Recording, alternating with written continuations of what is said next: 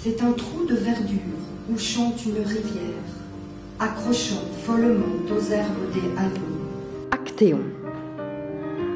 Le fils d'Aristée et d'Autonoé eut pour précepteur le centaure Chiron, qui lui apprit l'art de la chasse. Talentueux élève, Actéon devint un chasseur très habile.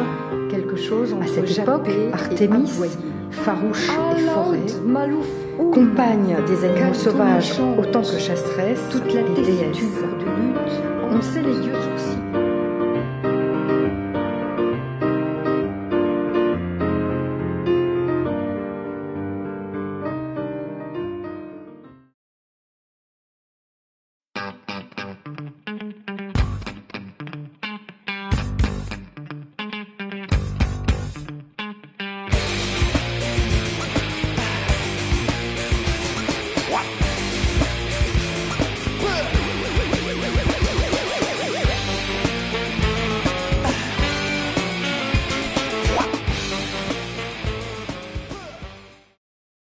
Résidence dans l'absolu, bon, c'est une chose. Ici, on est dans un cas particulier de résidence d'écriture. Voilà. Donc, une résidence d'écriture, c'est à la fois un temps de création pour un auteur, d'une part, et d'autre part, il y a un partage, un pourcentage, un temps d'action de cet auteur au bénéfice de la structure qu'il accueille. Donc, ici, la médiathèque de Choisy. C'est une résidence qui est financée par la région Île-de-France. Ce n'est pas la première résidence que nous hébergeons. Alors nous n'étions pas à l'époque porteurs de projet, c'était le BIPVAL, donc la Biennale internationale des poètes en Val-de-Marne. Et le poète reçu à l'époque, c'était en 2009, était Éric Houser. C'était une première résidence de dimension plus modeste, voilà. Mais il en avait résulté tout de même une expérience qui nous avait paru intéressante, et notamment au niveau des contacts développés dans le cadre de cette résidence, qui nous avait permis donc de faire de la médiation en matière de poésie contemporaine auprès de publics, ma foi, qui n'en avaient pas forcément une grande connaissance auparavant. Voilà, il y avait eu des liens notamment avec le public du CATTP, voilà, hein, ce qui s'était très bien passé, soldé par la production d'un recueil qui s'intitulait Poète de Mars à l'époque.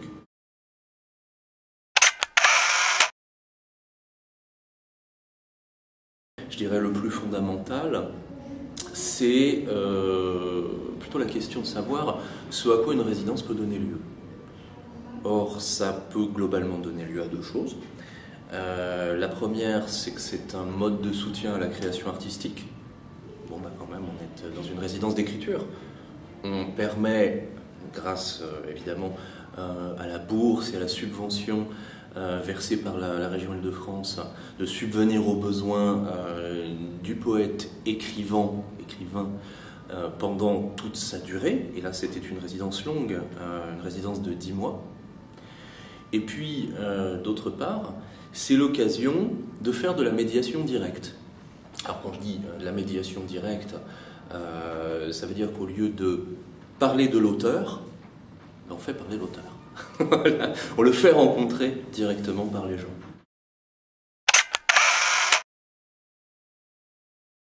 Dans le cadre des relations qu'on entretient depuis des années avec le BIPVAL, il y a une opération qui nous a permis de prendre connaissance du travail de Sylvie, qui est le prix de poésie des collèges du Val-de-Marne.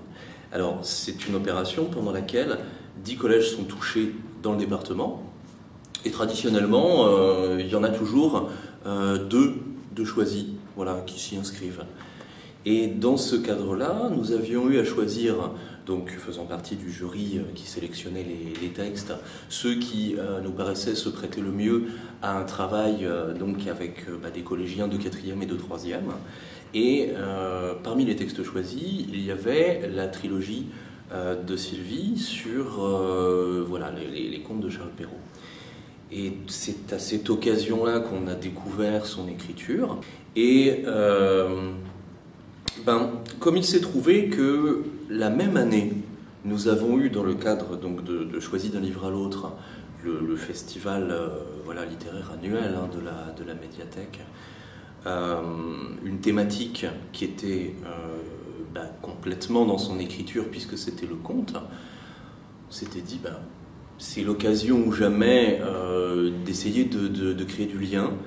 Et la relation qui s'est rapidement nouée avec elle était positive, enthousiaste. Donc on s'est dit, voilà, bingo, on va signer pour 1 an, entre guillemets. Et puis au final, je crois que c'était vraiment un très bon choix.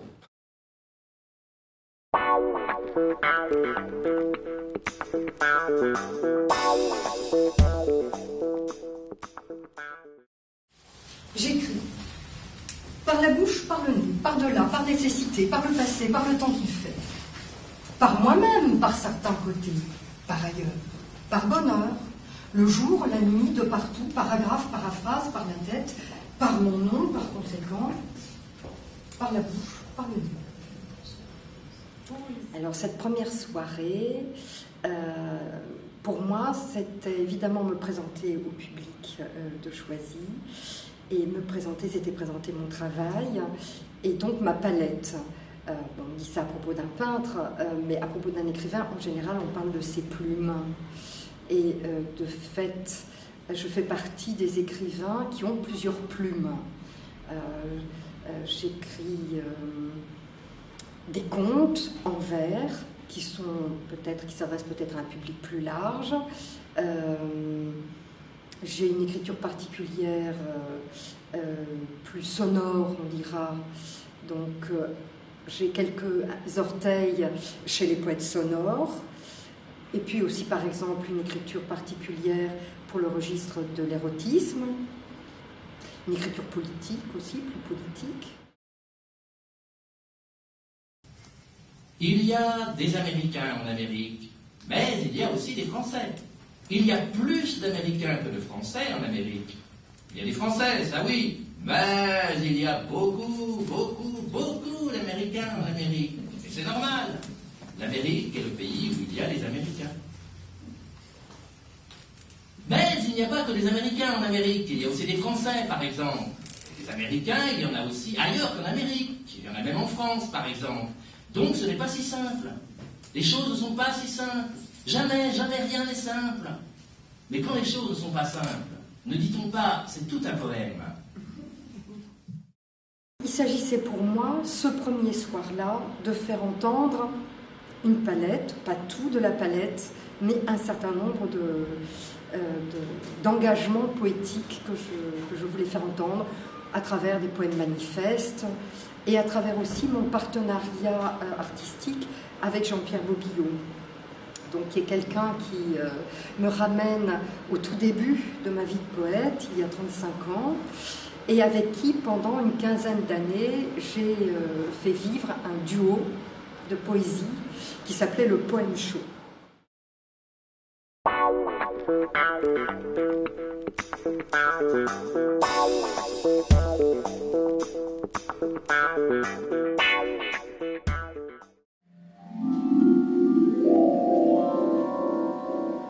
Il était une fois bijoux, père, mère.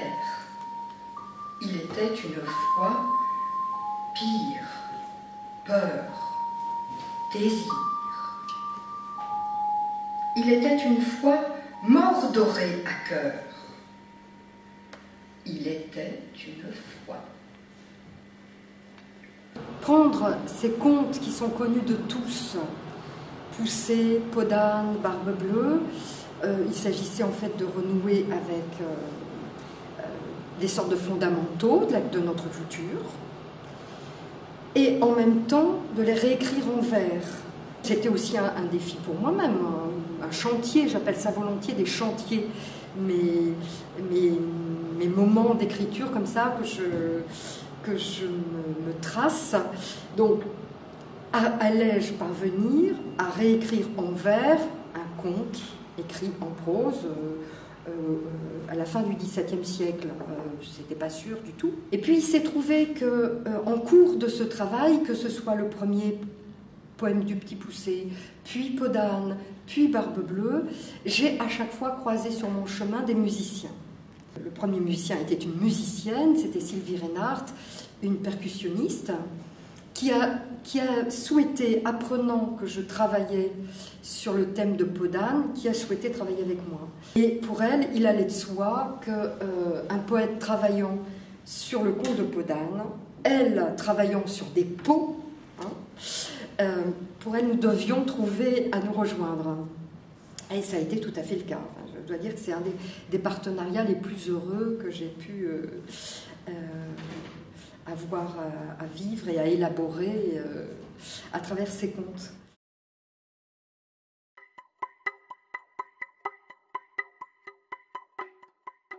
Un matin, plus au nord, dans la région de Kalki, il y a la détresse, clôture sinueuse, le mur, haut. Au fil des décennies, pour des raisons, à quelques kilomètres au sud, à Anata, comme sur toute la lisière orientale de Jérusalem, un mur de béton haut. Je trouve que dès avant la résidence de Choisy, j'ai écrit sur la bande de Gaza, j'ai écrit sur le mur qui sépare les Palestiniens d'autres Palestiniens et des Israéliens. Bon, d'une part. D'autre part, j'ai aussi écrit sur la chanteuse Kalsoum. Donc il me semblait que des musiciens qui venaient de Palestine présenter un concert de musique traditionnelle trouveraient peut-être un intérêt à entendre un poète contemporain qui s'intéresse à leur culture, qui s'intéresse à la musique arabe et qui s'intéresse aussi au sort des Palestiniens.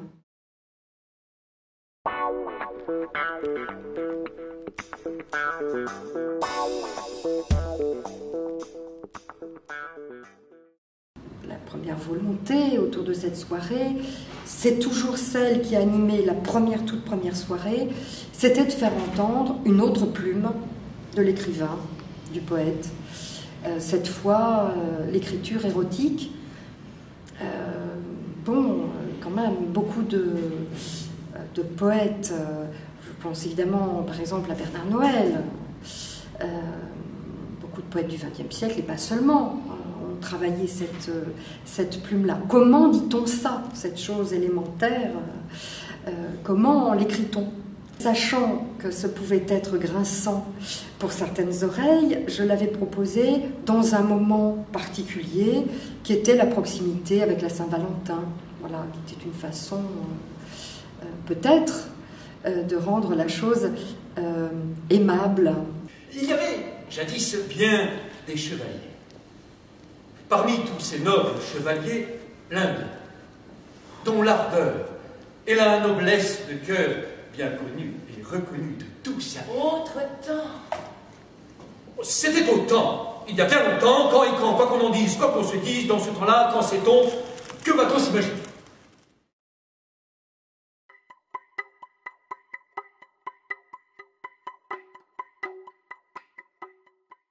Il s'agissait de métamorphose à cause, mais c'est une jolie cause, à cause de l'opéra de chambre que monte l'école des arts cette année. Il se trouve que cette année, moi, j'ai mis en route un abécédaire, donc un abécédaire autour de l'idée de bêtes et d'animaux, et que j'ai commencé quasiment par la réécriture d'une des métamorphoses d'Ovide, qui est le mythe d'Actéon. Ensuite, Maison pour tous. J'avais dans l'idée d'adresser un texte ou une thématique qui puisse à la fois être en écho avec l'école des arts, mais aussi auprès d'un public plus large. Et écrire sur les animaux me semblait être un thème qui touche tout le monde. Alors ensuite, il y en a un qui demanderait un tableau parce que c'est un SMS, donc il est écrit sous forme de SMS. Donc je ne peux pas vous faire apparaître les contractions. mais je vais vous le lire, mais évidemment C, c'est juste un C, D, juste un D. Enfin, vous savez, comme nos jeunes gens rivalisent de vitesse à écrire des SMS. C'est dément. Un chat chauve, je te jure, à 5 mètres. Et un hibouquier descendu de l'arbre et le prend sous son aile. La nuit, tous les chats sont dans la nature. Je viendrai bien miauler sous ta fenêtre. Et il y a un smiley. On est quand même parti du principe réaliste que l'écriture de Sylvie ne s'adressait pas nativement aux enfants. Mais ça ne voulait pas dire qu'elle ne pouvait pas s'adresser aux enfants, soit dans le cadre d'écriture particulière, comme ça a été le cas pour un certain texte écrit un peu à la manière de Queneau lors de son intervention à la Maison pour tous, mais également qu'elle ne pouvait pas faire vivre des textes du bibliothème, puisque évidemment le cadre de l'accueil de la résidence reste la médiathèque qui accueille le bibliothème de poésie contemporaine, donc cette opération, cette collection départementale, et qui, lui, contient des textes qui pouvaient être donnés à entendre dans des cadres très très divers. Montserrat et Tess m'a emmenée à l'AFTAM à 2 reprises. J'ai donc rencontré un public qui n'est pas lettré, qui a ses propres références culturelles. La rencontre à l'AFTAM n'était pas tant de faire entendre mon écriture, que de leur faire d'abord de partager une rencontre autour du conte et autour de ces contes-là bien particuliers qui me semblent quand même on va revenir aux mots fondamentaux, des fondamentaux de la culture française.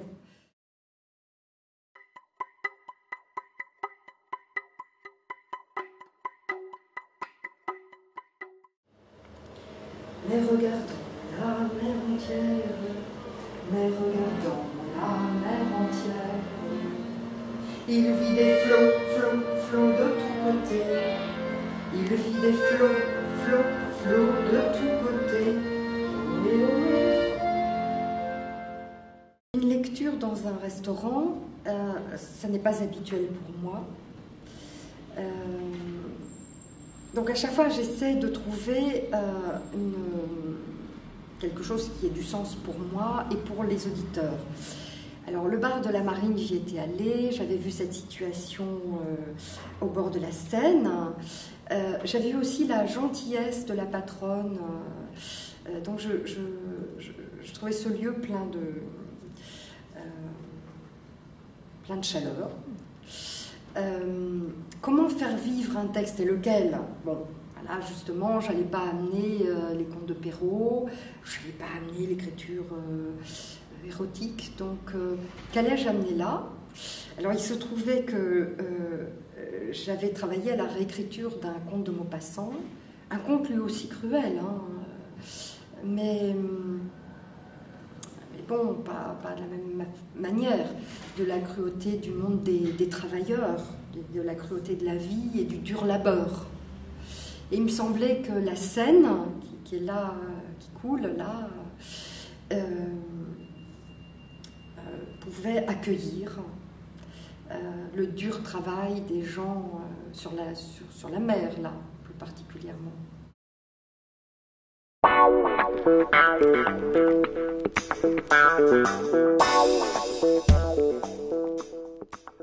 Poésie, c'est quoi? Poésie, ça sert à quoi? Poésie, c'est moi ou c'est l'autre? Ça sert à quoi? Moi. Poésie, c'est toi et pas toi, ça sert à moi, toi. Poésie, c'est toi sans moi et c'est moi sans toi. Poésie, c'est soi et c'est pas soi. Poésie, c'est soir et matin, c'est noir et mutin, c'est vert à soie, c'est soie et coton, c'est pas tous les jours coton. Alors c'était un parti pris courageux, cette journée de formation, un parti pris courageux et en même temps pas si facile pour moi, parce que précisément je ne suis pas formatrice en poésie contemporaine. Je témoigne très volontiers, je crois, de mon engagement, de mon intérêt passionnée pour la littérature et pas seulement pour ce que j'écris. Mais voilà, rencontrer une journée durant des bibliothécaires pour transmettre quelque chose de la particularité de la poésie de la deuxième moitié du XXe siècle, laquelle poésie trouve ses racines dès la fin du XIXe, mais rendre compte de tout cela qui est quand même très complexe, il me semblait opportun qu'on soit quelques-uns, et pas moi seule dans cette tâche. Francis Combes, qui est le tout nouveau directeur de la Biennale de Val-de-Marne, a très cordialement souhaité s'associer à cette journée de formation. Puis, c'est Jean-Pierre Bobillot qui, tout le reste de la matinée, a permis aux bibliothécaires de l'ensemble des bibliothèques de Choisy de rencontrer cette poésie particulière, plus particulièrement ce qu'on appelle la poésie sonore.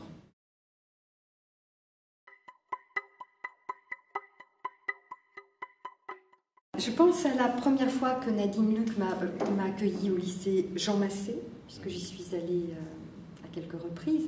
Et la première fois, c'était dans le cadre du Printemps des Poètes l'année dernière. Et elle avait installé des affichettes que j'avais trouvées à la fois drôles et pertinentes.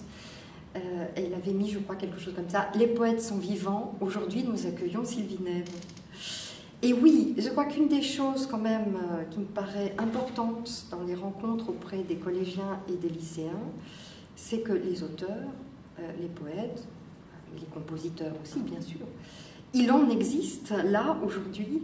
Donc comment ces gens-là, vivants, qui vivent tout à fait comme tout le monde, ont les mêmes difficultés que leurs parents dans la vie courante, comment ces gens-là, le poète, le musicien et le romancier, bon, qui éventuellement s'en sort un peu mieux que le poète, comment vivent-ils? Comment consacrent-ils du temps à l'écriture?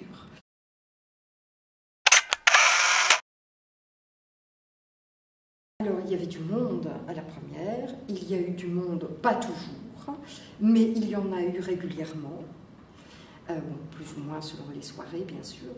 Ce qui m'a beaucoup touchée, c'est qu'un petit groupe d'auditeurs de la première soirée est venu très fidèlement, presque, mais assez fidèlement m'écouter et revenir vers moi, donc des gens qui empruntent des livres à la bibliothèque et qui avaient été très intéressés à la première soirée et qui ont été très touchés par ces différentes palettes d'univers comme ça, d'écriture. J'ai beaucoup aimé rencontrer pas toutes les bibliothécaires, c'était des dames cette fois-là, mais un certain nombre d'entre elles, à l'occasion alors je ne sais pas comment elles appellent ça, le café lecture, le cabaret lecture, au moment où elles proposent au public de les rencontrer autour de leur lecture.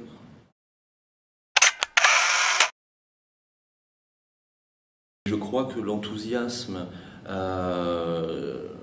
suscité par les actions menées au cours de l'année, la qualité des partenariats qui ont pu être montés, et puis, je dirais, la qualité de relations qu'on a pu avoir avec Sylvie au niveau des équipes, et moi qui l'ai suivi toute l'année, donne envie, évidemment, de revivre ça, même si c'est sous d'autres formes, pour apporter autre chose avec un auteur différent.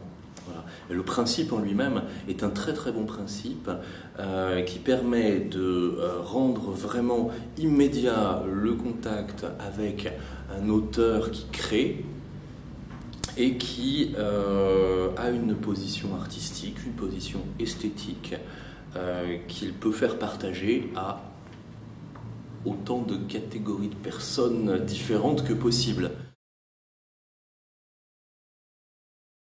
It's a place where the small houses lean on each other. Small, small wooden houses facing the islands and the sea. And the sea.